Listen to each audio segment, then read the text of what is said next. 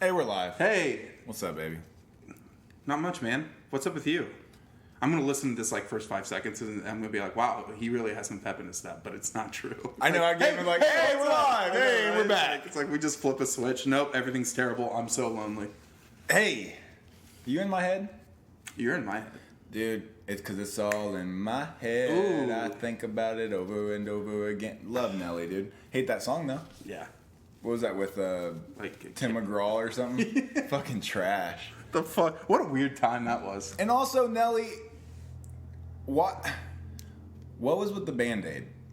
I don't know, but I think we might have talked about it before about Nelly, but his song "Hot in Here," watching that video made me go into puberty, like hit puberty. I was just like, it's like, oh, Because he looked good. yeah.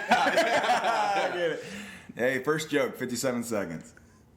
Great. Think you have to pay for the rest of them. Yeah. We should just give him minute clips. Ooh, yeah. Like, you know how like Joe Rogan has Jerry clips on YouTube? It's just like little bits and pieces of each episode. Great segue, though, into Joe Rogan. Yeah, you're the one that's about to tell me. You're about to blow my mind because I have All no right. idea. So- So there. I mean, other than because I don't have any social media right now. You knew that. It's great. I do that. Like, other than just being normally miserable like I am right now, like I haven't been on anything in almost 2 weeks. And that's extra miserable.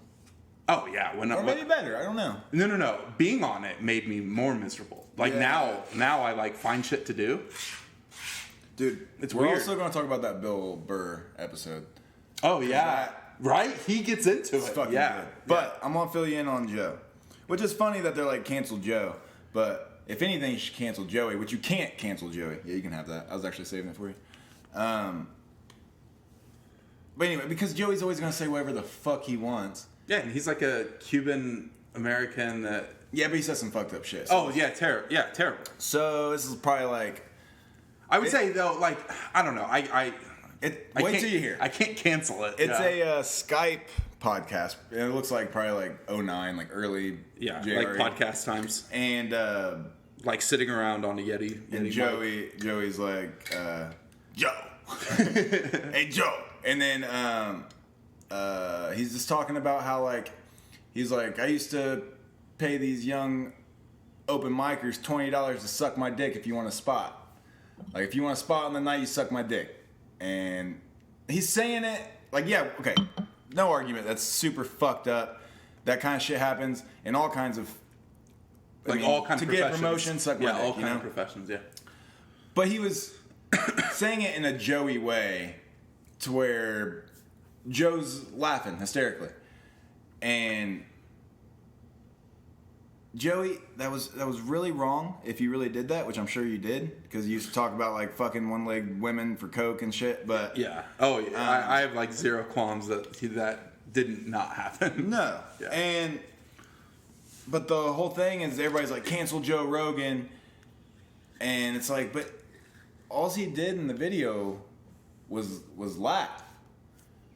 Why aren't you like, why isn't it more focused on Joey? And then Joey tweets, somebody puts like cancel Joe Rogan and Joey Diaz, and then like Joey responds to that tweet and is like, if you think that video was fucked up, watch this one. And it's him talking about fucking this one-legged lady for some coke. And he's just like, the fact that he doesn't give a shit. But where do you stop cancel culture, bud? And when do you... Not the person to ask. I don't know. Well, okay, glad we did this podcast where we don't have opinions. No, I mean, I don't have an opinion on that, really. It's fucked. Yeah, I mean, We can agree it's fucked. yeah. Now, is career done? Like, is that what you guys want? Like, I don't know. Well, okay, so like it's easier for me to think that like the career's done for like Louis C.K., right? But when I think about it, in comparison to if what Diaz was saying was true about how he'd make people suck his dick to get on stage or something, that's so fucked up. So fucked up. And then when I think about Louis, he jerked off in his hotel room in front of people, also without their consent. Sometimes. Or maybe he was just like, "Hey guys, I'm about to jerk off," which is kind of weird in itself. I've never been like, That's pretty fucking weird. like if you were just like, "Hey, I'm about to jerk off." I mean, Quit I'd acting like stay. we- I'd Yeah, I was gonna stay. say, quit acting like we don't just. Yeah, do that. You guys don't hear that during the podcast? Yeah. Like, I don't know if I that's only what a do it hand dry. job I sounds only do it like. dry. You just spit on your hand. No, nothing. Couch cushion. In middle school, on the stall, somebody wrote in Sharpie. I'm like 13, and it was like spit and then equals lotion, and it changed my life. I wrote it. I'm just kidding. I did. I don't know. I might have suppressed it. Who knows? But yeah, dude, that's what he did, and I can't defend him. I wouldn't defend him, because that shit has to happen to women all the time. Oh, all the time. Well, and plus, I think like right now with how everything's just like under a microscope. Everything. And it's not. That's not. I'm not saying that negatively. It's not a bad thing that things are under the microscope. Well, that's what because But people are. It's not like people are. That makes it sound bad. It's like when I say people are looking to find something. It's not that at all. It's just some people are. But it's just easier right now with how the culture is kind of shifting to what it is. I think you're gonna have extremists on both sides, no matter what. You're gonna have people that are gonna take the left too far, and people are gonna take the right too far. And that's why I don't identify with anything. I'm just like, okay, is that morally correct? And that's what I base my decisions off of. But then sometimes it's just like, people are like, canceling Aunt Jemima.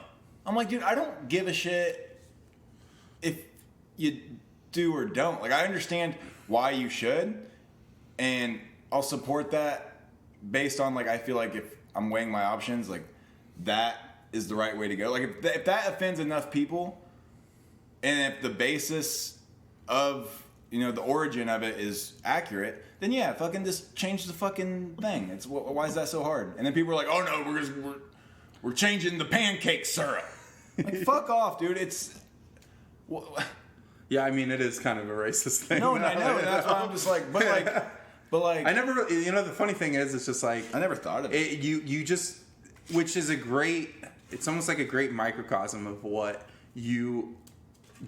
how much your environment affects you as a person growing up. Exactly, because if that because that doesn't like I just thought of it as just fucking pancake syrup. Yep. I thought I was a sweet lady on here, Aunt Jemima. She's so sweet. So, but that's just like on the scale of like 1 to 10. I mean, I would say that's kind of low in the sense of grand scheme of things. Yeah, well, I mean, not even that, but just like growing up, for me, example, I didn't have like parents that outwardly said really racist things, but you just thought of it as it's fucking capitalism, all right? Everything was built off of it. 100%. And it's crazy, like, the more I've become educated just from, like, people sharing shit and reading stuff, what's fucking me up the most about all this, the Black Lives Matter movement, is how little they taught us about anything related to Black history. You got Martin Luther King in, like, 3rd grade.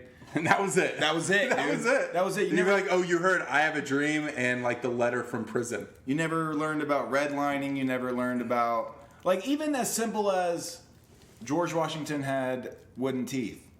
Oh, I just found out recently George Washington had some slave teeth in his grill too. So, and the fact that, like, I remember putting, like, Christopher Columbus on this pedestal, and then you find out, like, an entire he just genocide of fucking like dude. enacted genocide on tons of different people. The I mean, we have shit- a fucking day. We have Columbus Day. That's fucking crazy. Columbus Day and, like, Juneteenth isn't a holiday. I just, like, that says a lot about the school system in itself. Like, Yeah. I don't know. I'm just getting so annoyed with white people's opinions. It really hurts my brain. Like, just shut the fuck up. Nobody cares about your heritage or Kentucky or your monuments. And you know what I just found out? Go on. My great-great-grandpa, so my grandma's grandpa. I don't know if how that works. There's a Confederate statue of him in Kentucky he was a general in the Confederacy. And it's like, okay, great, that's my roots. But it's just like, that I like take it down. Who gives a fuck? Take it down. I mean, it's my like I don't know, dude. I don't give. You remember when we were like just driving not too long ago, and you looked at a tree, and you're like, "That's pointless." Well, everything's pointless. Yeah. See, there you go. We're coming back full circle, full swing. See, and then I start to care, and I'm just like, That's it.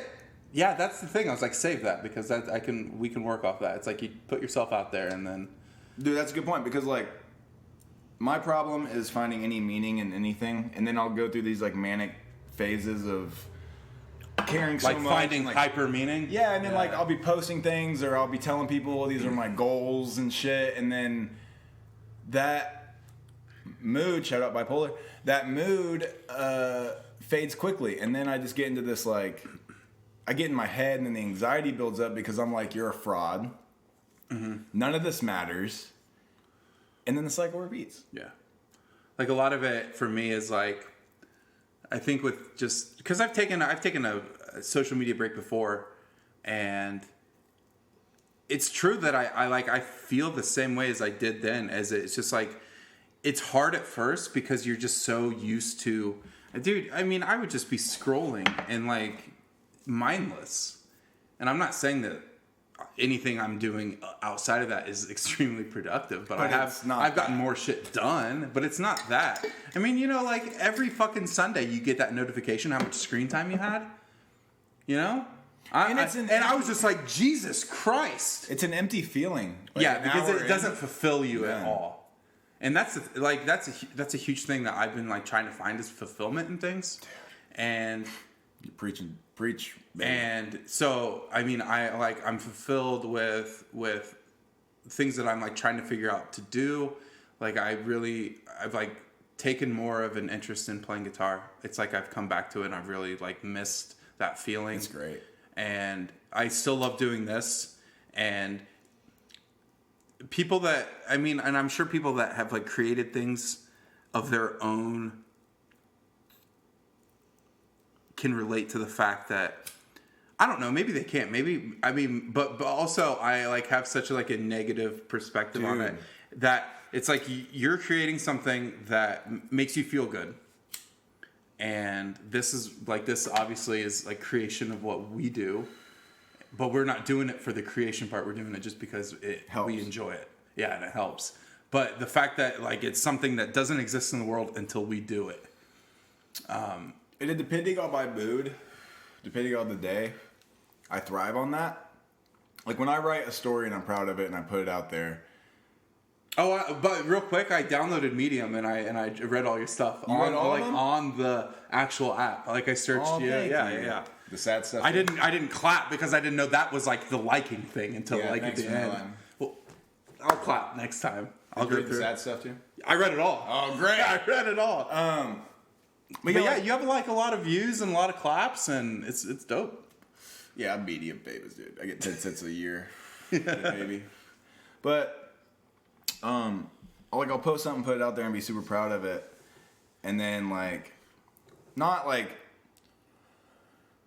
not getting ego about it, but I'm just proud of it and I'm excited about it. And then the next day, it crashes. I reread it and I'm just like thinking about it. I'm like, dude, that's out there. People are like laughing at you. And I get in my fucking head, and it's the same with like if I post something with my opinion on Facebook, or if I post on my fucking Instagram story, no matter how like minuscule it is, I overthink the fuck out of it, and I'm just like, dude, nobody cares. What are you doing? But I know that, and it sucks being self-aware of the fact that that's not true because it feels so fucking true. So it's like, what the fuck? I know not everyone hates me, but I feel like everyone hates me. So how do I fix that? I'm paying you $100 an hour. You better fucking give me some answers. That's a great point. Just feel like a fraud, basically. Yeah, like you feel like a fraud without having any intention of feeling like a fraud. It's like it's something as simple as like posting something. I think a lot of it, like for me too, I think there's so much vulnerability in putting yourself out there in that sense. That's a big part of it. Because So like so many people keep their guard up and they're like, fuck, I do it too. It's not like it's a very natural thing. I get it. But there's something also freeing about being vulnerable and having people have that access to you when it's very limited. And now I get now that take that is what you will, because you know this podcast or whatever I post, or if you know me just from work, that's not who you're getting at all. No. You're getting bits and pieces that I feel more confident in sharing. But I don't know. I'm pretty honest on here. You know, I don't like sugarcoat shit. No, and I don't. But it's like that. It's like. Right, it's like a catch-22. It's like damned if you do, damned if you don't. Because if you don't, then you feel like you're missing out. And if you do, you feel like you're posting something, and then you have this fucking crushing realization that none of it matters. And at the end of the day, you feel the same as what you did prior to posting it or not posting it. That's 100% accurate. I mean, that's like why so many people love social media. They get the attention that they want, and it gives them that relief for that little bit, and then it's just back to normal. It's like, oh, I'm still just as depressed as I was. Yep. And so for me, cutting that out, it's like I wanted to reactivate to post the picture of the bird in Violet's cage. Oh. You know? And I'm just like, who the fuck cares? Like, I sent it to you. It's Was just a bird in that picture? I just thought it was a emo. I didn't see a bird, dude. Oh, dude, zoom in. You're fucking with me, right? No, I swear to God. Go in the black and white. Oh, there is a bird! I just thought it was a dope-ass sad picture of Vi. Dude, what's a bird doing in there? Just chilling? Yep. That's so cool. I like that. You didn't put any context. You just put question marks. I was like, I like your dog. I don't know. Yeah. The context. That would be our album cover. Yeah. Let me get good and we'll start a band. Yeah, so I wake up. I've had a weird day. And I was telling Brandon this. I've had a really strange day. I woke up to a very alive and well bird sitting next to Violet in her cage. Now, I don't keep the dogs in their cages. They come and go as they please in there. She was just protecting the bird. Yeah, so what I'm thinking is the cat brought in the bird. And the bird, either Violet picked up the bird, took it to the cage, or I doubt that the bird just wandered into the cage with this big ass dog in there. And so I wake up and I go use the bathroom and I look, and it's like I'm still really tired, so I'm doing that weird squint thing to make sure I'm looking at what I think I am. And I'm like, holy shit, that's a bird. And my first thought was like, well, I'm glad it's not a bat, because I hate bats. Yeah, he hates bats. So I'm like, well, I just woke up, and so I'm going to just let it sit there for a little bit. It seems like it's okay. And then the bird then hops out of the cage. Like, it doesn't try to fly. And so I grab a towel and take it outside, and I set it down, and the bird just flies away. And I'm like, this is strange. It's meaningful. It's like a... I don't know what that means. You had anybody die recently? Not that I personally know, no. Lucky you. Just kidding. But I have mourning doves that live on my porch. Yeah, they're great. And I thought you killed them last time I came. And I go out there. Yeah, thank you. I was like, where are your birds at? In the basement or the pube room. Pube room. Yeah, and there's like what mourning doves signify is the feeling of like safety and nurturing, of like that they feel safe there.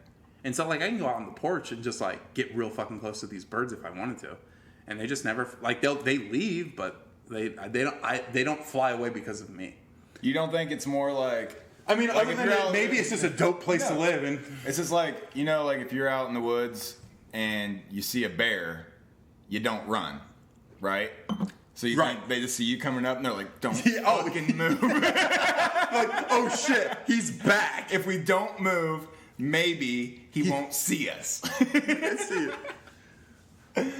Yeah. Dude. So I mean, I don't know. I'm not an animal whisperer, but I've had my fair share of interesting animals I at feel like you're the house. kind of guy like squirrels will just run up to and. I've had a squirrel run up. There's pictures from my mom that we went to. What is it? I Brown forget. County. No. I forget the place. It's like right outside of Anderson. It's like a park, but there's a bunch of like religious things into it. It's like a really pretty park. Anyway, first time ever going there, and I'm like, there's like busts of like Zeus and Jesus. No, like no fucking joke. And there's like a cave where you can go in and pray. And I'm walking through this park with my mom, and this squirrel runs up and just sits on my shoulder. And that's the day you started believing in God. Yeah. I'm like, I could be. Just sat there? Just sat there. You didn't take him with you? Nah. Dude, And then he ran down and then went on my mom's shoulder.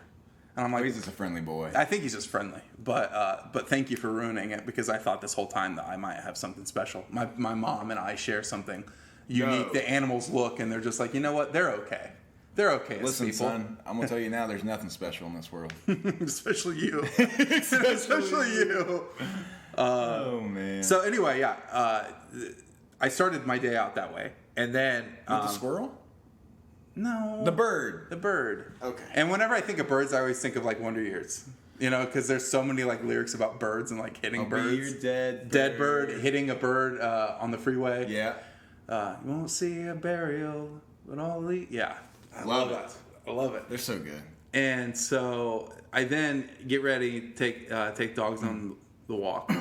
And so I'm walking down the road, and I hang a left. And normally there's this dog that has an invisible fence out.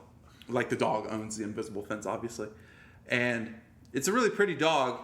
But on the other, across the street, there's like these two yipper dogs that are just barking like crazy. And I didn't see this dog out, so I'm walking close to this other person's yard. But little did I know that they were also out on the other side of the house. Oh, no. And so I'm walking, and I see the dog. My dogs act normal. Like they're like, oh, this dog's charging. They don't understand that there's a fence there, but there's not a fence there. You know what I mean? And so they kind of get startled. But I forget her name. I know her from somewhere. But anyway, the dog's owner. She's like, this wouldn't happen if you walked on the other side of the road. And I'm just like, and as like her dog stopped barking, I'm just kind of staring at her, and I'm like, me being like how I am, I apologize, being like, I didn't see you out, and I saw dogs over here that are barking so I just figured I'd be on this side. And she's like, well, it'd just be easier if you walked on this other side of the road. And then when I'm thinking in my head, as we're having this conversation, I'm like, are you trying to tell me where I can walk on a road? And so I say that. I'm like, listen, I to be courteous to you, I won't walk on this side of the road. You can't tell. But I'm not gonna like do this because you can tell me where I can and can't walk. Like, this is a fucking road. I'm sorry your husband's cheating on you. And jerk. And she's like so mad that her dog's barking. And I'm like, I get it. I understand. But also I don't. And so I'm just like, okay. And I was like, well, I'm not going to walk ever. Like, I was being dramatic. I was like, I'm not going to walk ever on this side of the road. And as I'm walking away, like, I can just hear him mumbling. And I'm just like, great. And as I get halfway away, she yells at me. Well, I wasn't expecting at all. She's like, your dogs are very pretty. like, that's what she yelled. What? And I'm just like, thanks. What about me? What the fuck? And so I kept going.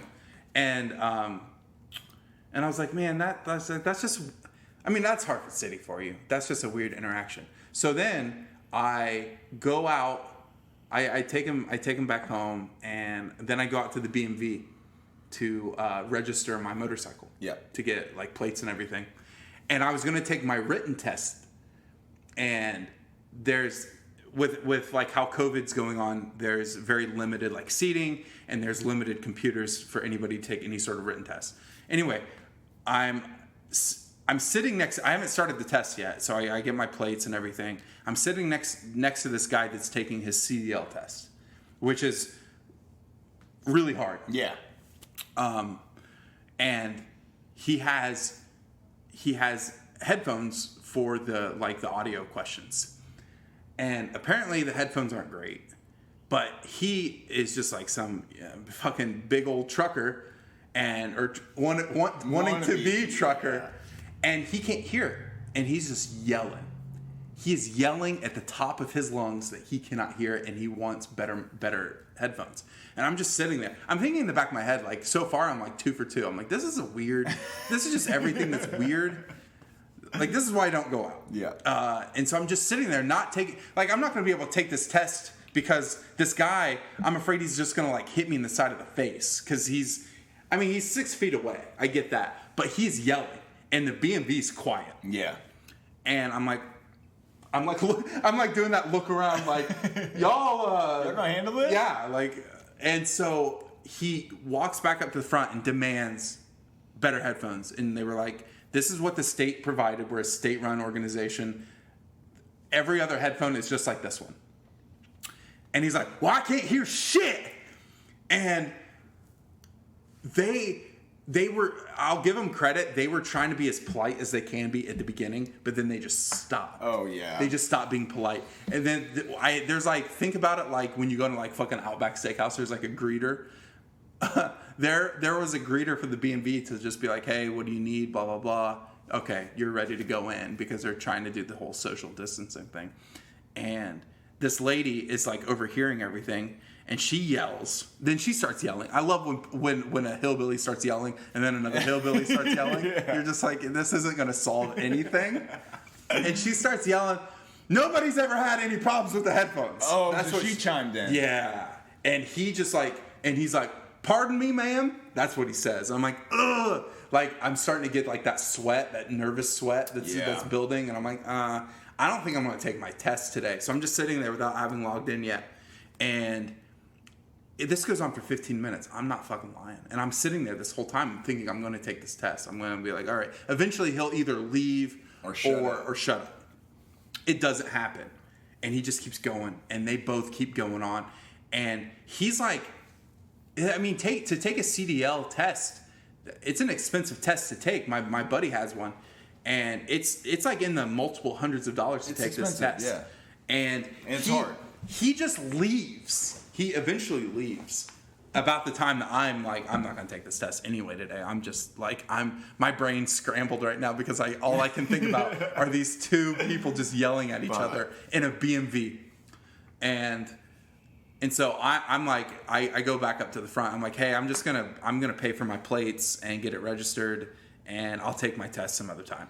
And she's like, apologize to me. And I'm like, yeah, it's not your fault. I like, you don't have to apologize. I get it. This is just like how I'm life. Sorry to you. Yeah. No, that's what I thought. I was like no one should have to like deal with people like that. And she's like, oh, we get some weirdos. And I was like, that seemed pretty extreme. And she's like, no, that's kind of normal. And I'm like, sad. Oh my God.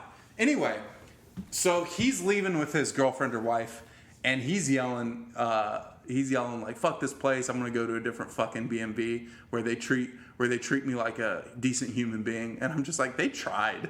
You did it to yourself. You did this to yourself.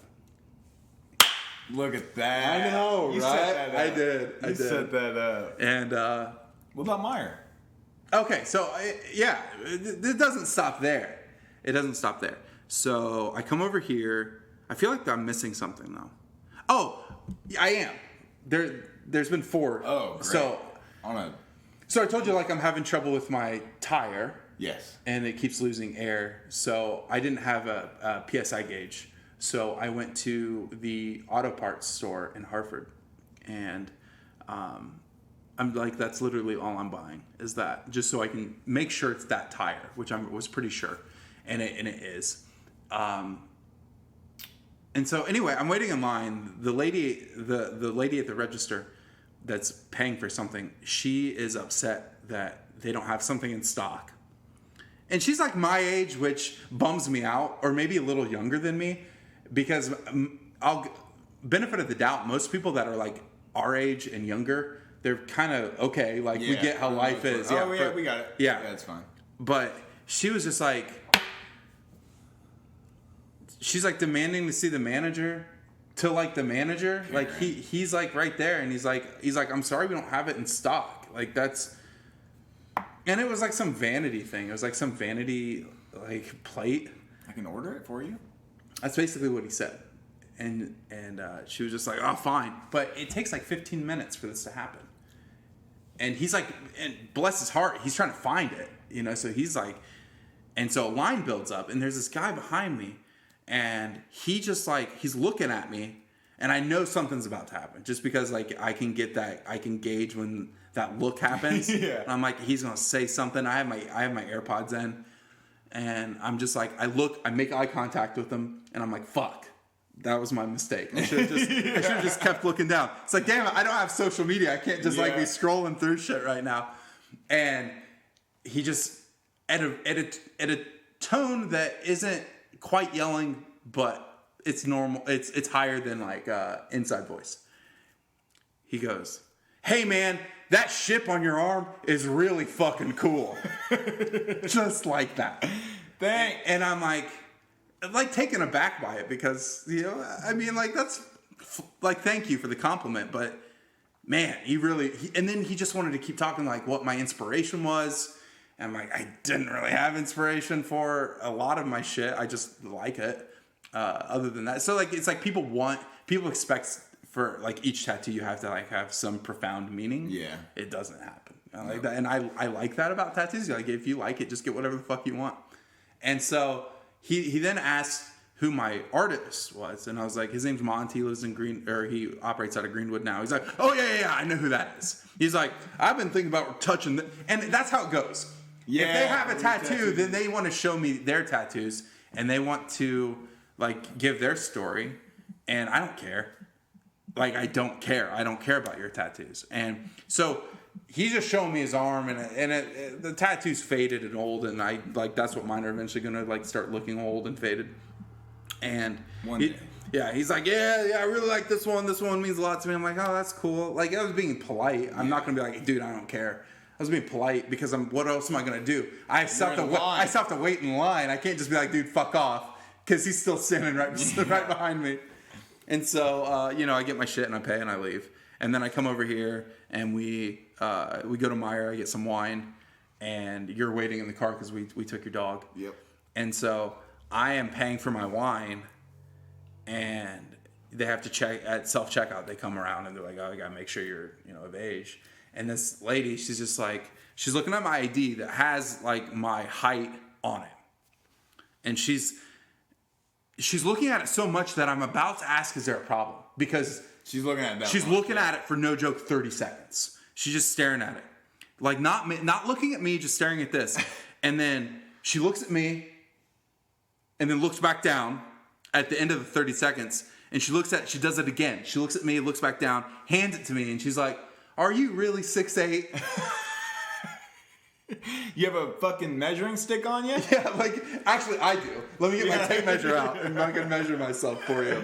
And I was like, yes, I really am 6'8". And she's like, that's a whole lot of man. She says. And she's like, enjoy your wine. And I'm like, thanks. Do you ever get tired of those kind of comments? Like, I say them as jokes, like nice tattoos, even though they are nice tattoos. I say it like, wow, you're tall. It's because bartending with you for over a year, anybody that had never been in there or had never talked to him before was either complimenting his tattoos or complimenting his height. Like I have control. Like I have control over it. Yeah. Or they're like, "Wow, you're tall." Yeah. Does that get old? It doesn't anymore. It did. I've accepted my fate. Your tattoos and your height is like cunts to me. Yeah. Like, it used to like I would. I'm ready. That's his last name, by the way. That's my last name. His last name. I would be ready to fight. Like, so it really bothered me in my early 20s, and I felt like I had something to prove. Like, if I were to get in a fight, that probably would have been, I was more gung ho. Like, but now I'm just like, if I'm providing some sort of like, if you're gonna go home and be like, I saw the biggest fucking guy, like, great. Thank you. Like, yeah. But it's just, it's funny because growing up, my dad being super tall as well, and he would warn me that he's like, hey, your life, like your entire life, people suck. No, yeah. I was like, Dad, you're a wizard. How'd you know? Everything's awful, just like you said. I mean, in different ways, but things are sucky. And he would be like, people are going to come up to you and just like treat you like you're a fucking museum prop. That's pretty accurate. And yeah, and I'm just like, no, that's not going to happen. Or he's telling me when I was like 11 and I was like, 6'2" at 11 and I didn't know. I just thought, I was normal. I appreciate him telling me that, but also like neither of my parents really gave me any indication that like me just being the size that I am or eventually will be, which I didn't know. That's actually normal. Like it's normal. Yeah, it is normal. But no. They're just like, people are gonna come up to you like you're a fucking, that you like earned the circus and you got these fucking size 17 clown shoes. Like, what am I gonna do about that? It never really prepared me, and I had to prepare myself. And at first, I was just like, wow, this shit's really fucking annoying. But now I'm like so desensitized to it. I'm like, it's like, whatever. And I'm like, yeah, I know. I get it. You should, next time anybody... That was like the guy that when I went to get my helmet. Yeah, wow. You got a big head. No offense, but it looks like you have a big head. I'm like, yeah, I do. You should have been like, looks can be deceiving. Yeah. I actually wear a small cap. Let me get in this mirror for you real quick. Oh, that's normal. But yeah, I mean, with the analogy of like people are going to treat you like you're a museum prop. I mean, that's what it is. Good job, Mr. Jones. Yeah. Mr. Jones and me. Yeah. What was I going to say to you? I was going to say something that was going to be the highlight of the podcast. I don't know. It's gone. I shouldn't have smoked that yoink. Yeah. I was worried about you. That was a fatty. You've had a weird day, dude. And so I have, and I feel weird now. It's not that I just know that I'm such a routine person, and I have a routine of not many people talking with me. So when it happens, it kind of throws me off kilter because, like, I come over here expecting to talk to you, and that's like normal. And I expect to walk my dogs with my AirPods in and not talk to anybody. That's normal. And the funny thing is, we have a very similar personality, regardless. But like specifically, we have a very, which is weird because like we bartend and like have to be social. Yeah. But we have a very common viewpoint of like social interactions. But how we react to those are polar opposites. Like, how so? Because you're able to put on this front and like bullshit your way through the conversation with like pretending you care. I am so outrageously sarcastic that you're an idiot if you can't pick up on it. Yeah. You know what I mean? Or I deflect everything. Yeah. I deflect fucking everything. You say anything that, especially if it's about me. If you're talking about me, I'm going to deflect it or lie. Like if it's a compliment? If it's a compliment, I'm going to shut that shit down so fast. Which is weird. Honestly, because, I mean, not like weird for you, because I know tons of people, that me included, that deflect any sort of compliment. Because for me, it's weird to be like, thank you. Like, a normal response to that would be like, thank you. Like, thank you so much. Not like that, though. Yeah. Don't inflect them syllables. Fuck off. But it'd be like just saying thank you. But no, we have to be like, no, just like fucking make a joke. What was let's just make a joke about it. Make a joke about You gotta make a joke about it. 100%. Mm-hmm. That's all it is. And that's our comfort zone, is because both of us are very funny. We're so funny. So fucking funny. Tell them. We are hilarious. Oh my God. We are so funny. And we're really good at making other people laugh. Or just feel more comfortable. And wouldn't it be nice to get that in return? What's getting anything in return? My God.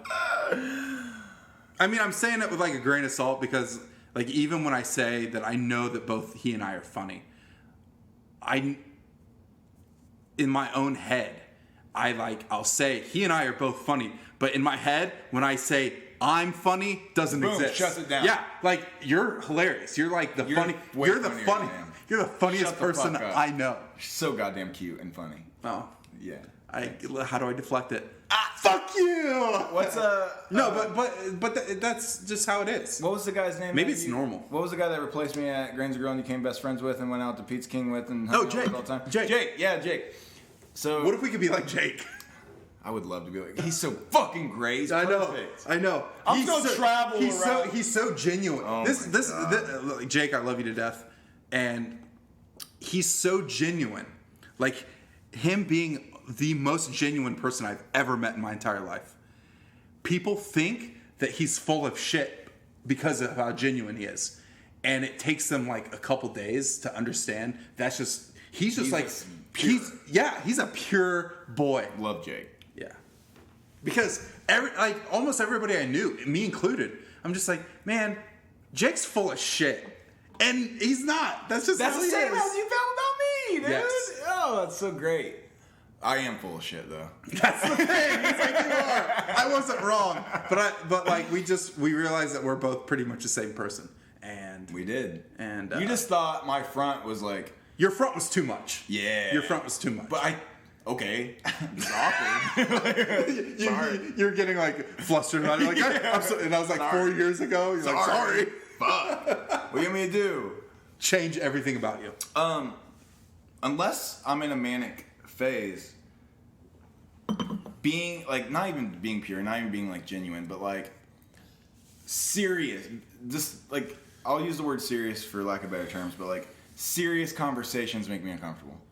I don't like to discuss things that are real, like Because we try to make everything not real. exactly. So like when Jake was like, "Hey, I heard you do martial arts," and I was like, "Yeah, I just started." But that's not true. It's like I had to shut that down. Then it made me look like an idiot because I told them you were a black belt, and if you're just like, "Oh, I'm just starting." Yeah, well, I couldn't. I deflected it. I get that. I was like, I can't talk about that. I'm going to feel uncomfortable. I get that. But I'll do that all the time. And then It's like, hey, you tried out for the Reds, didn't you? yeah, Yeah, I was at a college. They said I'd be good enough to be a traveling summer team. it's not too late. It's not. I will fucking travel with you. Dude, let's do it. I'll- You gotta get me in baseball shape though. We gotta start doing wind sprints down the road. But we used to always do wood spreads.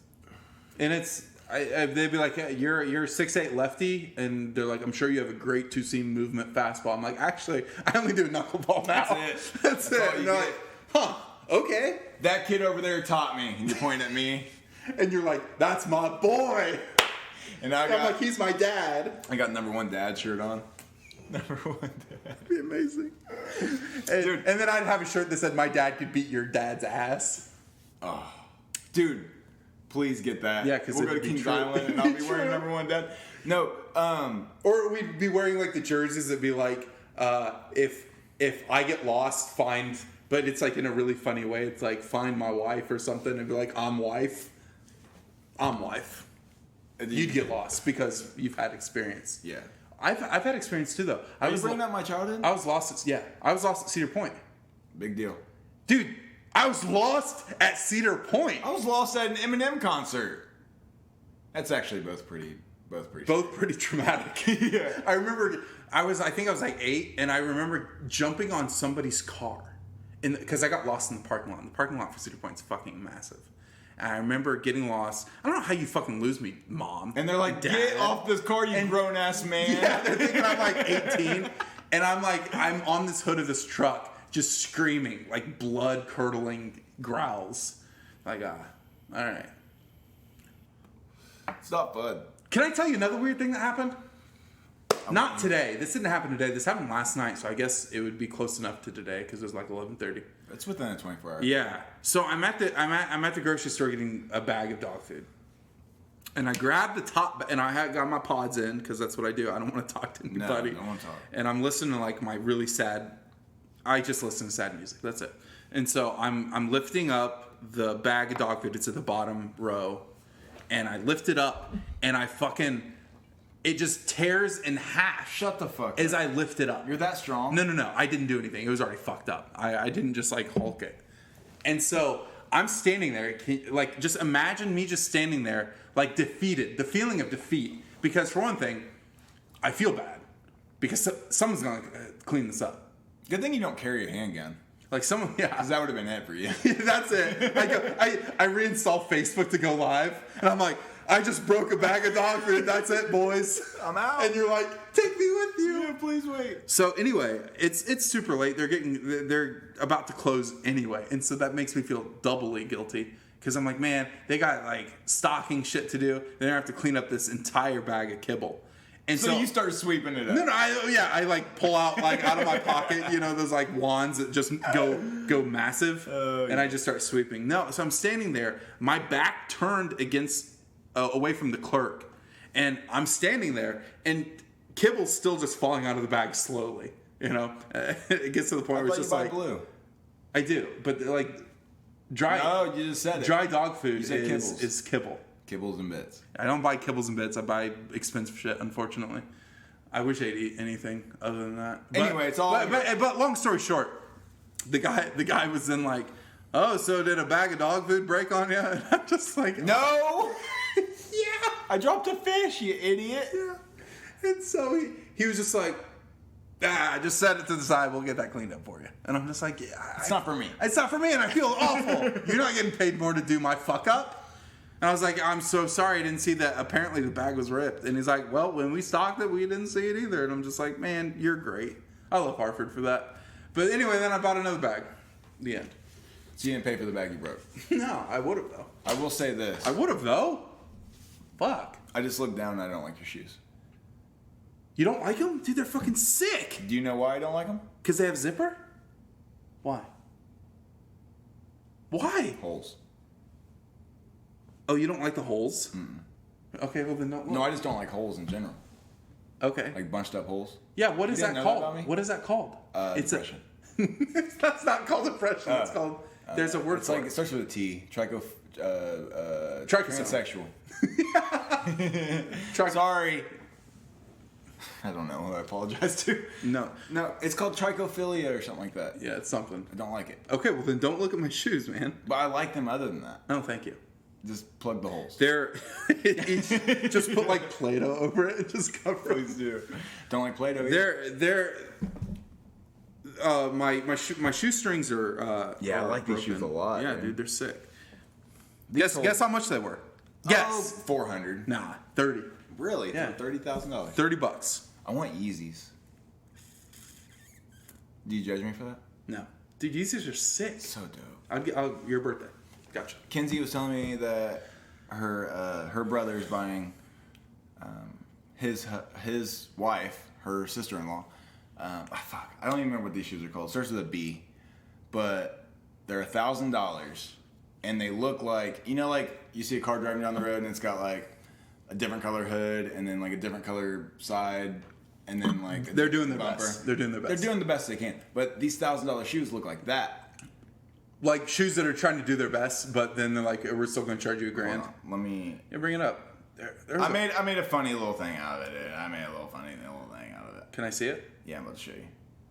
I'm gonna see you all got photos. nudes. Okay. Of yourself? So here's the car. Yeah, dude. Okay. I think that's my neighbor. And then here's the shoes. You think your neighbor has that Oh, he for sure has that car. Hold on, dude. Are you paying attention? Just call her up. Be like, hey, where was that picture? She's working. How's it not there anymore? She deleted it. Dude, Sad Boys. There it is. Yeah, I had sent her. This starts with a B, dude. I don't know. It's a great story, though. Oh, Balenciaga shoes. Okay. Oh, I have those. And they look like... Oh, they're disgusting looking. Those ones. That car looks like those, you know what I mean? Holy shit! And they're $1,000. It's like, why would you buy those? Hold on, let me see it. French sizing, oui. 47? What's that mean? Idiots. And then I told her they look like Skechers that don't light up. It's pretty accurate, ain't it? I remember because growing up poor, we had Alco in Hartford City, which was like a generic thing. We just had Spam. Yeah, I love Spam. It's a joke. Spam's great. No, it's not. Yeah, it is. Tell me what Spam is. Who knows? Hooves, snout, whatever. It doesn't matter. It's Spam, baby. You fry that up. Gross. Grilled cheese with a little Spam on it. Ew. What? I ate it so much that let me take back all the food that I bought and Go get spam? I'm gonna be like, can I just exchange this for 50 cans of spam? I have a You have a joke about spam. like I have a joke about Skyline Chili. Similar. Yeah. Yeah. I can't remember how it goes though. There's a video of it I kind of remember you talking about spam. because it was like a delicacy or something. It is out in Hawaii. Yeah, well, they're idiots. People make spam sushi out there. That's I gross. forget the name of it. Fuck. If you know the name of the spam sushi out in Hawaii, because Hit it's us up. Hawaii. It's not Hawaii. It's Hawaii. You know I what I gotta start mean? saying it like that now. Hawaii. No, because that'd be like if I were to say like Jamaica man. I'd be like cilantro. you know? You'd be like cilantro, and then fucking Hawaii. I almost got a little way too racist with my next one. Cut it. Cut Cut this it. part. Cut it. Cut We're this cutting part. it out. Don't get racist. You know what's gonna be- You're not racist. You know what's gonna be funny is when I start going back to open mic nights, and all the white people that are gonna try some like current event jokes. Oh yeah, and it's just gonna fucking burn. They're gonna burn. They are burn. because no matter what. You ever gonna come see one of my Yeah, I think I will. I'd like to do this. I'd like to do an open mic. We've talked about this so many times. God, I think I would love to just go up there and not plan anything. It's so hard. Not plan anything and just fucking talk. Because I'm setting the bar so low for failure. That's true though. That for the next... Yeah. You know, funny, like, be like, yeah, this is my first time ever doing stand-up. Open mic, first time ever. So I didn't prepare anything. And I'm just going to start talking. And it's probably going to suck. That's gonna be way better than my first time. Because I got about maybe a minute in. Maybe that's when I just start yelling Hodor. Yeah. And be like, my tattoo is... I have great tattoos. I think you should just do what he says you should do. Get it to where it is so awkward. That people are like looking at each other. And then you say- you're like, they're like squirming in their seats a little bit, you know? And then you say, that's a, what's that show called? Game of Thrones. That's a Game of Thrones joke. That's my set. Thanks, guys. And just make it like a 45 seconds. Like open mic, yeah? Dude, I get anxious and nervous. Even when, like when you're watching the news and they have like the reporters and they're like, hey, we're going to send this out to so-and-so with this. And there's like a huge delay. And they're sitting there just listening. standing there. Dude. And I'm just like, I start kind of getting nervous. Dude. And I'm like, and they're going to be like, oh, we must have some technical difficulties. But there's 10 seconds of silence. And I'm already just like, oh, God. That's anxiety. That's what I'm going to do to them. You should. Hodor. Or Hodor. walk up And they're like, wait 10 seconds. Oh, yeah, just not say anything. Don't say anything. Just stare at one person. Just stare. Like, don't act like I'm nervous at all. No, and just like, Hodor! After 10 seconds. And then wait 5 seconds. Hodor! And then like but another don't 5 break seconds. contact. Don't break eye contact. Like, pick somebody. Yes, and make them so fucking uncomfortable. And then after maybe like 25, 30 seconds of it, that's a Game of Thrones joke. That's my set. Thanks, guys. Dude, I swear to God, people will lose their shit. That will be... That's so good. You gotta invite Monty for that. Okay. I will. I for sure will. I legit think, no joke, that should be your first set. And just make it 45 seconds long, if that. Like, boom, boom, boom, out. That would be so funny. Because it wouldn't be funny until like, I'm like, Yeah. that was a Game of Thrones joke. Thanks, that's my set. Like, what the fuck did I just watch? Yes. 100%. Because the joke is, because I was telling Monty when I was getting tattooed one time that I wanted to do an open mic. And like before I could even finish the sentence, he created this idea that you should just go up there for like a minute straight just saying Hodor and that be your entire set. And at first I'm just like, Monty, I don't think that's going to go so well, bud. And so I'm like, I don't know about that. He's like, no, think about it. You're going to get people that are just so physically uncomfortable with you just saying it over and over. You're not smiling. You're not breaking any sort of eye contact. You're not acting like you're nervous. Just go up there and just do this. And then at the end, be like, and I'm like, holy shit, that's brilliant. Because I could just be like, brilliant. yeah, that joke was about Game of Thrones. That's my set. And then at that point, people are just like, It's like some Andy Kaufman shit. Like good. that's like Or like some Eric Andre, or like that's Eric Andre. Yeah. which he has. But I'm I want to see it. I'm not built to do jokes like Eric Andre though. Like I can't. I You can't give that much of. You can't care. because he doesn't give a fuck. He's a special comedian.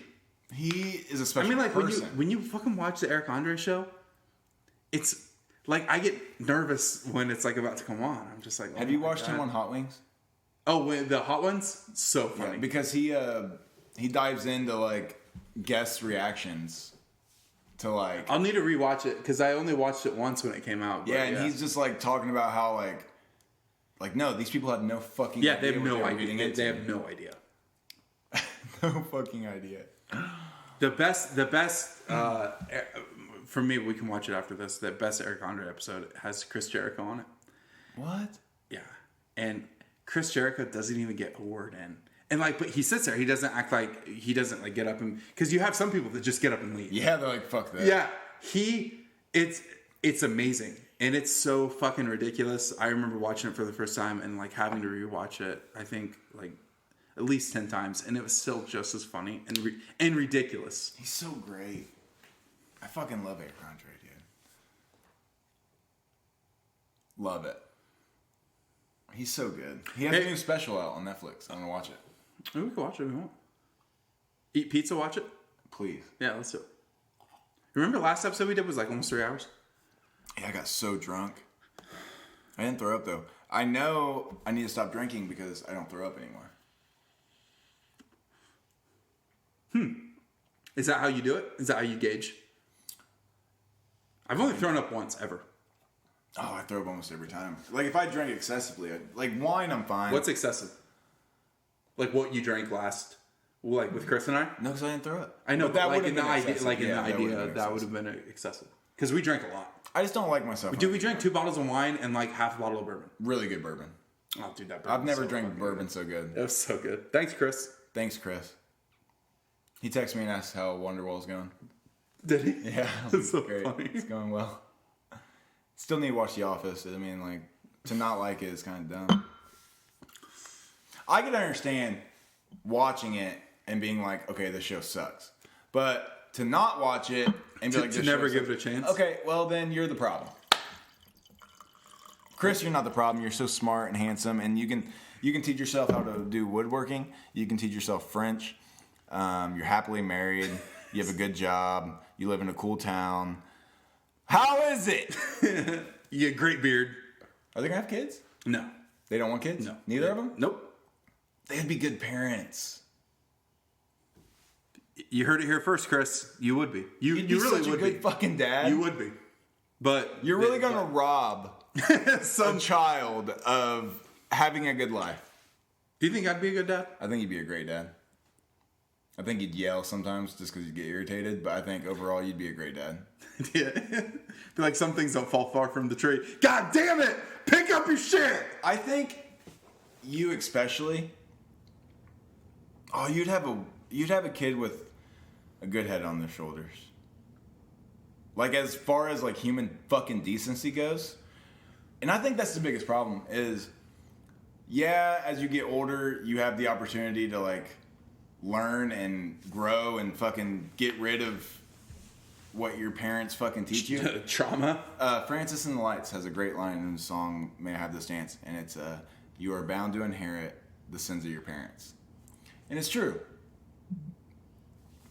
Yeah, tear. He wipes it. Fuck. Yeah, it's one of my favorite fucking lines It's true of though. any song. I mean, that's generational poverty right there. And I think like Man, I hope I don't inherit alcoholism. I'm halfway there, baby. But no, I think you'd be a great dad. I think you'd teach your kid how to be a decent person. Now, whether they're a mailman or the next president, that's on them. But as far as like treating people with decency, and Because you think I'm decent? I think you're great. I think you're one of the kindest people I've ever met in my life, and it's both a great trait and a downfall. And a downfall. That's a fucking thing, right? Yeah. Just getting fucking fucked over. Well, it's because I think a big part, I can't speak for you, but a big part of like, No, speak for me. I like when you do. well, just I like when you do. a big part of how I feel with who I am as a person. And it's wrong because you do things and you shouldn't expect things in return. True. It fucking sucks. Like, I'm not saying gifts or anything, but like, when you put yourself out there to be like a friend or like, and not that I haven't done plenty of fucked up things to people, and not that I live up to my own standards, but you put this energy out into the world and you feel like you never get it back. You don't expect it back, but it'd be nice to get something. But at a certain point, dude, I'm gonna say fuck that. I'm expecting it back.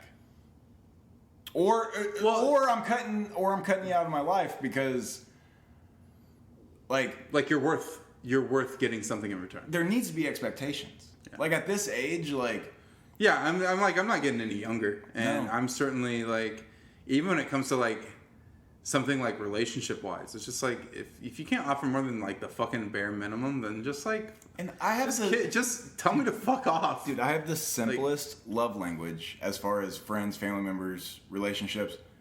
Words of affirmation. Yeah, I just want to know I mean something. That's exactly it. That's it.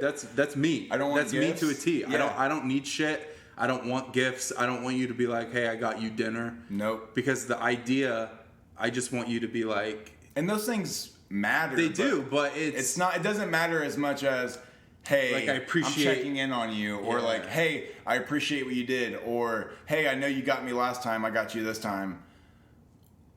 Any of that shit. Yeah. Like good job. Be like, That's some childhood shit, though. I'm trying to think of where mine stems from, honestly, because mine is definitely always like, hey, I see what you did here, but you fucked up on this. Yeah. You know what I mean? Yeah. Yeah, I get that. Or always, like, I mean, just most people in my family, it was always like, get a good factory job, raise a family, buy a house. It was never like, what are your dreams? Yeah. And it's like, what makes your heart beat? And that's why I want to have a kid, so I can just be like, yo, let's conquer that shit. Yeah, because I was like, I never necessarily wanted to have a kid because I thought at the time that would be too scary to have. Not necessarily that like they're dependent on you. That's scary in itself, knowing that their existence depends on you. It would be more, I don't want to fuck this kid up, and that you are in control of almost molding and shaping this 100%. kid to be like what you said, just a decent person, because there's so much pressure just like in almost everything you do now.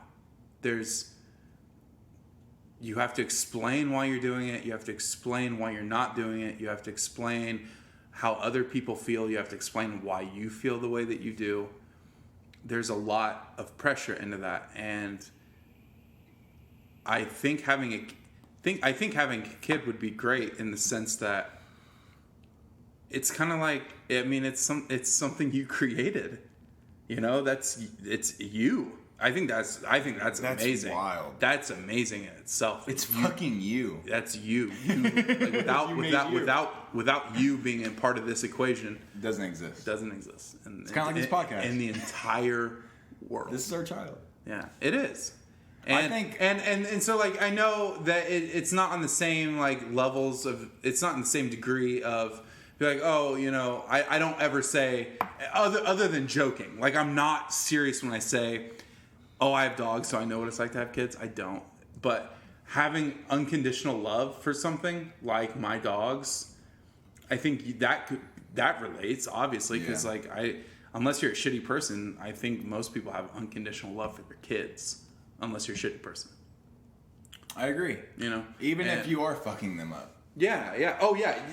I think that's the shit thing of it, is you don't understand how or you don't realize how much you're fucking up your kid. There's two things I want to piggyback off of what you said that I'm afraid of being a dad. And I think I would be a good dad. But, like, one, I don't want to pass down, and I don't even know if it works like this, but, like, my mom suffers from crippling depression. My dad has suffered from anxiety. Got a good little mixture of both. Yeah. I don't want to... You don't want to put that on I don't want to put that on him. Because, like, my dad conquered it for the most part. My mom hasn't. But, like, I don't want... I mean, it's like... I don't know. I don't want to pass on something like that to them. And then, two, I go through such highs and lows where, like, it scares me sometimes. Like, I'm manic. And then you're low of lows. And then I'm low of lows. So, like, when I'm manic... Things would be great. Things would be great. And then when I'm not, it's not. And it's like, I don't It'd be hard. It's hard for you to understand, let alone somebody else to understand. Yeah, but, well, like, yeah, and then he's, like, 6 years old, or she's 6 years old, and, like, needs me for something. And I know I'd be there, but it's like, I don't know. I mean, I think it just, yeah, I get it, because you have to be, like, selfish in some things. And I know people that have kids that are great parents. They really are. And I'm sure it's hard for them to have, like, some sort of semblance of you're your own autonomous person. It's like, what I say is, like, when I think of my parents, I think of them as my parents, but to know that they had their own, like, hopes and dreams. Dude, isn't that crazy? I think about this sometimes, and it blows my mind. What they wanted in life, what they wanted out of life. To think of them as individuals and it's not their just, own like, unique, mom and dad. Yeah. That's mind-blowing. Right? Like, yeah. I'll sit down with my dad sometimes, and we'll just talk about his life and his struggles and his achievements and his goals, and, like,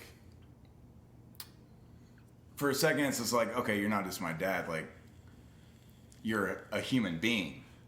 You know what I mean? Like, yeah, you're somebody that, I don't know, it's a weird concept when you think of parents, because, like, no, you're your own person. Yeah. Like, that's a really weird fucking concept. Yeah, they're their own person that might be struggling with something that doesn't involve you, and you don't understand it because you're just their kid. I mean, I piggyback that. I mean, my dad wanted to be a fucking basketball player. Like, he was good enough, and my mom wanted to be an actress. Like, it's just like, when I think about things like, and then they had my sister when my mom was 19, and my dad was 21, and goals change.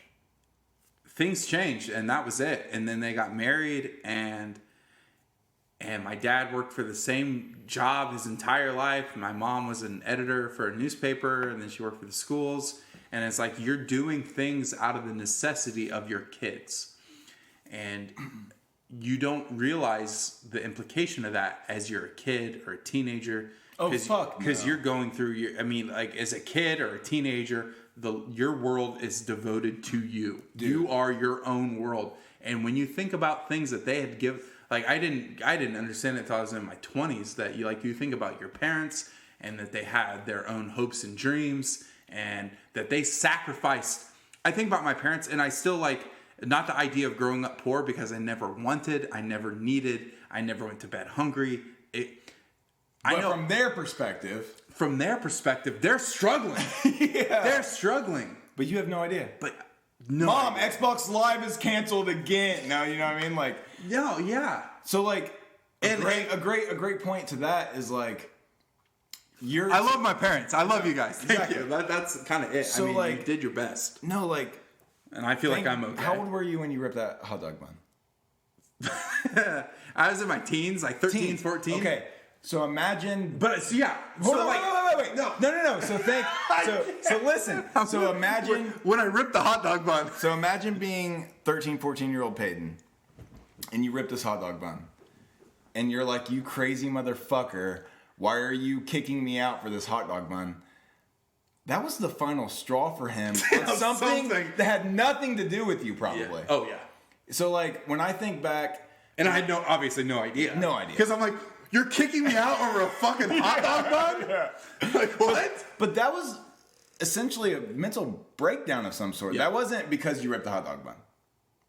No. No, No, like in the not grand at scheme of all. things, like Not at all. no, that was just like Yeah, that's me. Like, you could have dropped a pickle. It would have been the same thing. It's like going back to the story of me breaking the fucking dog food bag, and you're like, good thing you don't carry a gun. That could have been my like end. that's it. Just to think, like, also I play in the. Well, I'll get back to what you're saying. That I'm 32.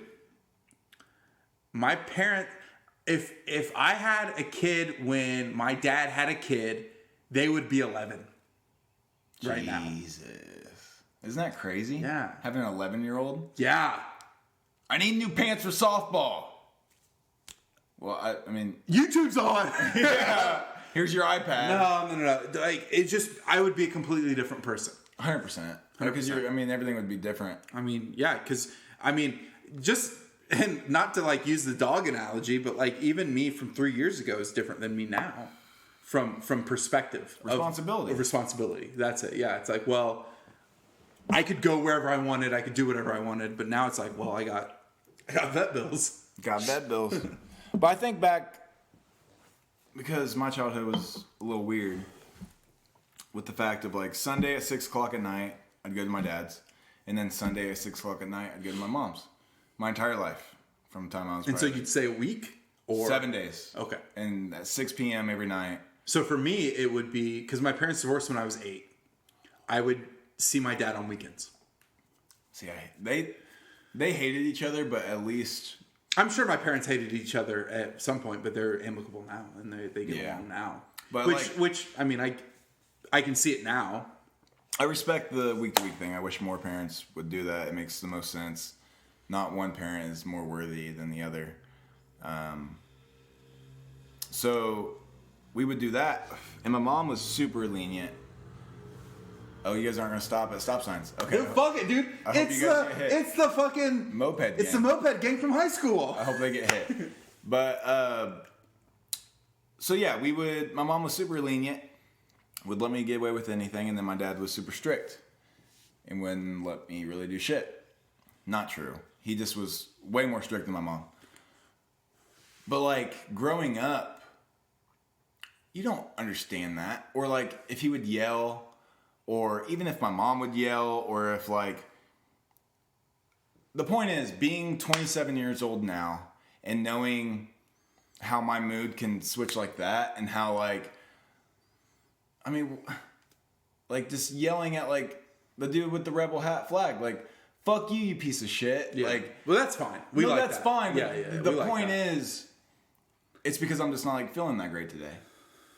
If you were feeling great, you wouldn't have noticed Okay, it. let's use a different example. Yeah, I was gonna say because somebody's walking across the street slowly. like the lady in the parking lot. Lady in the parking lot, move, you bitch! Like, you know what I mean? Like, so when I'd break a toy, or like just something so tiny in my tiny little brain at the time, to their reaction to it, oh, he's an asshole, or oh, she's being a bitch. Like, as a kid, that's your thought process, but then you grow up and you get your own problems, and you realize that wasn't nearly as much directed towards me as it was, I'm behind on rent. Like, how am I gonna like get enough money for anything? Work sucks, or fucking my car won't start, or fucking kids won't be fucking quiet. You know what I mean? I want like just a sec. Dude, I think about that. It's like the dogs are bothering me. I'm like, let me live. Yes. Let me just take a second. So, Dad, if you're listening to this is again, I've apologized to him 100 times. I apologize. Because as a teenager, dude, I was a piece of fucking shit. I was always challenging him. I was always You just didn't know better. I didn't know better, and I wasn't appreciative. I wasn't like...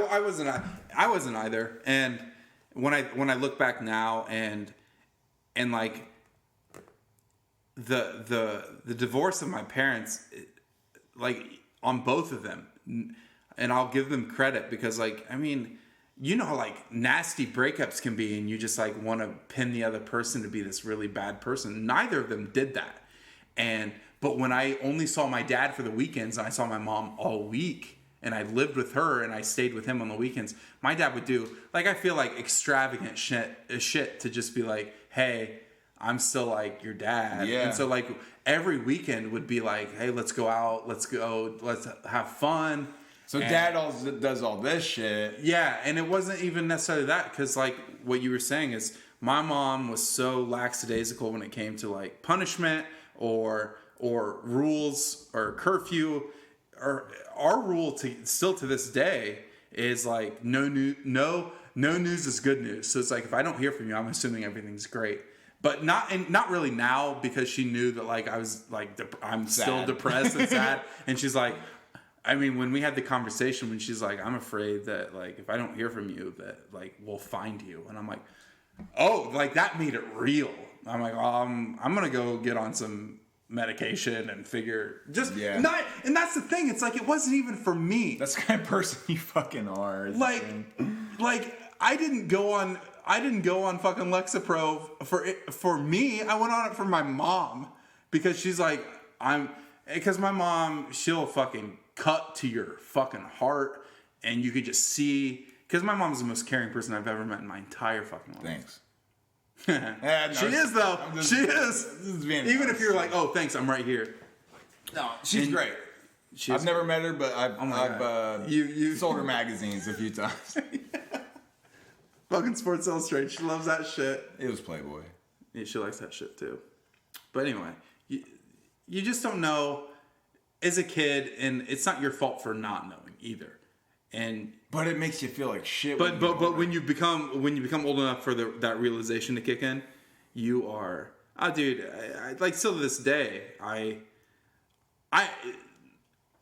joke with him that I'm like I was a great kid. I didn't do shit like stupid shit. I didn't make them. I'm sure I did, because I worry about everything regarding anybody I care about and love. You know, like I have that like just that. It's like a nurture thing. It's like I want you to be good and happy and fulfilled.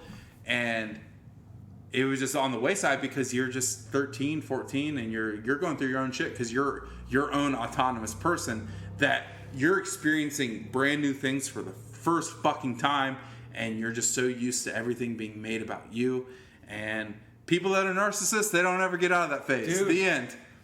All teenagers are narcissists. No, 100%.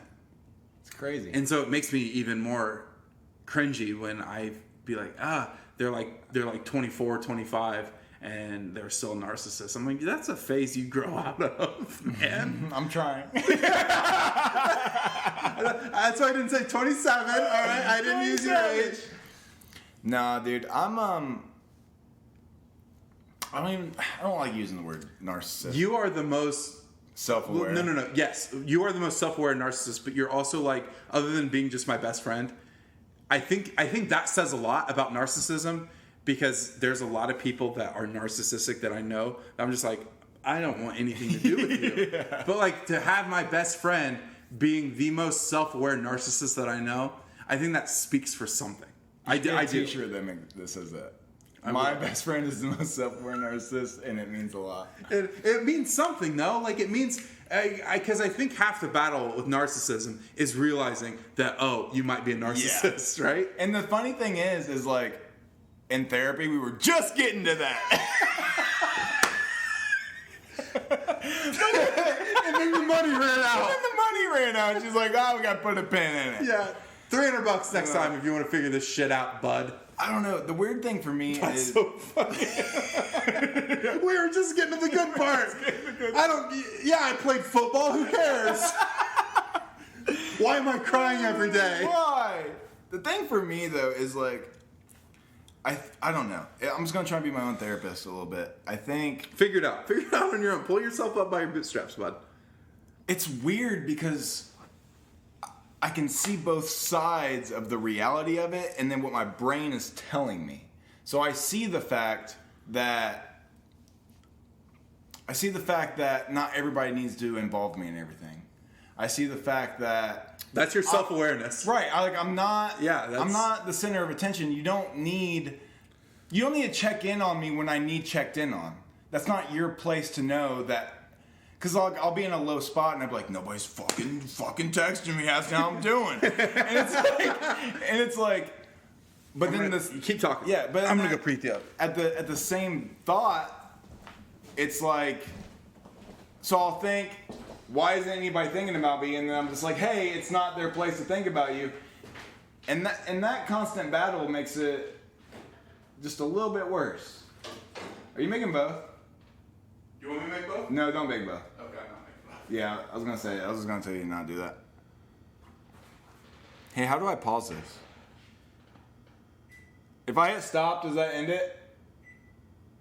No. I mean, it does, but... So what were we talking about, me being a narcissist? Sorry, I had to pee. Is narcissist even the right word? Because I'm not like... Yes, But it is. I'm not like self-absorbed in the way of like, I think I'm great. No, I'm okay, that's a great point. You're not. You're actually the opposite of that. Yeah, I'm self-absorbed where I'm just like, think about me. You're actually the exact opposite of that. So is there a word for that? But I think that there might be levels of degree to narcissism, you know? Just like in everything else, I think that with you being so aware is a good thing, obviously. But right? I can't fix it. You think that now. And I'm not saying that you're not, like, that's obviously, you're not wrong thinking of like that, because I mean that's a big one to try to overcome, you know? It is. And Why didn't you invite me? Why? well, it's not even like that. It is though, to a certain extent. Like that's how my mind works. Yeah, but it's deeper than that. I think it's not, because I think base level, it's not like you being invited to something. It's just like you want to be just involved, and I think that also reflects back to like what you were talking about, love language. Because that's what you want. Your love language is you to be affirmed. Yeah. And just to be like, I exist to this person in a way that is beneficial. And I think when you are even, dude, that's me too. Fuck. I'm never going to do anything that anybody invites me out to do. But you know what? It feels good to be invited. 100,000%. Most time I'm gonna be like, nah, I'd rather sit right here. Yeah. Like, people are like, we invite you out, and like, what do you do? And I play this like sad boy trope where I'm just like, oh, I just hang out with my dogs all day, and you know, like I don't do anything. I think you got your dogs just to be like, I gotta let my dogs out. No, I got my just dogs because I was in a relationship with somebody. Honestly, Don't cry. I'm not. I'm joking. I love my dogs, and honestly, without them, I don't. Oh, we'd be dead. I honestly think that. Have we? Let's Like- sign a little like suicide pact, like a little treaty. like a treaty of Versailles. I told Kenzie about like the garage bit that we have, like me sending you videos of me like revving the engine with the garage door shutting, and then like you texting me at midnight like, hey, can I use your garage? She loves it.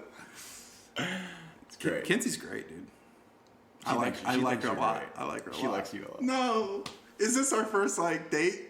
No, I'm just fucking with you, Kenzie. You don't like her? I do like her. She's great. When I first met her, I'm just like, man. My first thought was like, Tell me. just kidding. No. My first thought was just like, all right, well, you know, like perfect for you. Thank you. I don't know why I said thank you. She's great, and I'm like, it's like plus I have this affection for people that even okay. So like let's reverse this. Reverse. Even if it's crazy shit that people are talking about, I still enjoy people talking about what's passionate to them.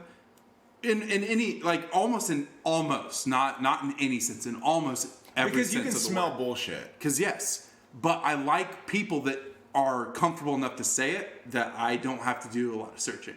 I don't have to be like, wonder if they're a good person or not. If you just say it, regardless, I like that. I do. I don't have to like you as a person. I like that. And when I first met Mackenzie, I was just like, man, she just like she says what's on her mind, but in a way that's like quick and Honest. honest and adept, and she doesn't take bullshit either in that sense, because we were like, we were joking about like astrology signs. And I'm like, you're such a fucking Sagittarius. And she was. And I'm like, I knew it. I fucking knew you were a Sag. I told her that's like one of my favorite things about her is like, you're going to be blunt.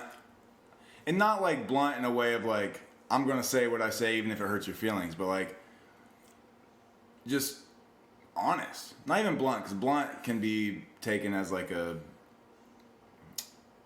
Blunt can be a negative term depending on the topic. But like, just pure honesty and like, quick.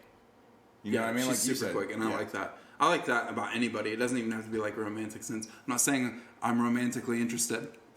It's more, I mean, listen, Kenzie. She knows we're together. Yeah, Kenzie. But I will say, like, for what I like in a potential partner, not saying that it has to be you specific, because it's not, but it, like, with you and I being so close, it's like it makes sense that, like, it just... I'll ask her if she's into a throuple. Yeah, let's just... Every person that you're into, like, just I tag along. That has... Like, that's your thing. You're like, listen, I really like you, but here's the caveat. The thing is, you look at it like you're the tag along. I'm the tag. No, you're not. I'm the tag No, along. you're not. Peyton. Brandon. I'm shorter. I'm uglier. No, you're not. I am less talented. You are shorter. You're not uglier. You're not less talented. What the fuck? Bud, stop. I'm all those Stop. things. How can I be a narcissist when I But hate you myself? The end. You fixed it. There's your... Pay yourself $100. If you guys have learned anything from this episode, it's I'm complicated. Hey, real quick before we end it, because we talked about it earlier, and I would love for like an actual episode of our podcast to like... Mean something? No. It will never mean anything to anyone other than us. Yeah. But we had talked about, at the very beginning, the Bill Burr. Yes. And we didn't get to it. That meant a lot to me just from like it meant a lot to me because my quarantine, from a less like great perspective, because he's fucking great. He is so good at being... So fucking good. And like even that podcast, his jokes, his honest jokes, that was just him fucking talking. That was just him being him. And I hope that's why they like... I hope that's why people like our podcast, is because anything we say that's funny isn't... We're not acting. We're not like putting on it. We're not putting on a show. He's so fucking funny. And when I told you, when he's talking about like how he operates in this alley, and he's like, all this shit's fucked up. All this shit's fucked up. But I've been able to be successful in this. And he was forced to get out of that alley. Yeah. And and that sucks because like he's so successful, but I feel like us relate to that so much. To where it's like, I mean, even when he was getting deep about his childhood or like his trauma, there was a joke to follow it. And I mean, I know that's a lot of comedians, but like, yeah, I'm going to kill myself, but then there's a joke. You know? Yeah, but to also see someone so high up in like the echelon of being a stand-up, like everybody loves, even if you don't like his comedy, they respect Bill Burr and his craft. Yeah. And for him to, I mean, he didn't have to be so open and vulnerable, but like, you could tell that he was even struggling with like that vulnerability. He was like, listen, I've been going through a lot of shit, and like, I could tell just being like, because you and I are very similar like that. Yeah. Similarly like that, we joke. And we make that, and then eventually, like, it just comes out, and you're like, but we're so funny when we do it. Like we're saying heartfelt shit, but we're like, there's got to be a joke in it. It has to be. It has to be. But it's not that we think there has to be a joke. We just, that's how we are. It's not a pre-planned thing. It's just like, if I start to get serious, or if I start to like talk about something serious, it's nature for me to hurry up and cover that up with a joke. And it's not even that, that's not even a good way to put it, because it's not even a plan. It's just an instinct. It's an instinct. 100% an instinct. And then he talks about the movie he just did. Oh, the King of Staten Island. King of Staten Island. And where he's talking about, like... being serious. Yeah. And like having, he's like, oh, fuck. Yeah, it's like, I can't just be funny. Yeah. And that's all he is. We did an hour 30, bud. All right, end it. You got anything to say? Yell at him. Hey! Love it. Love you. Hey, guys. I hope you had some laughs. I hope you cried at our childhoods. I'm going to finish up this wine and eat some pizza with my bog. Catch us next time. I don't know. Fuck 12. Fuck the police. Fuck the rebel flag. Hey, speaking of police, did you know that in Fortnite they removed all the police cars from the video game? Hey, shout out Fortnite for using that as a way to get, I don't know, more fans, more people involved. We're gonna remove all police cars. Hey, all the companies out there that are supporting Black Lives Matter, I love that. But you're also trying to make a profit. Hey, I'll see you guys later. Yeah.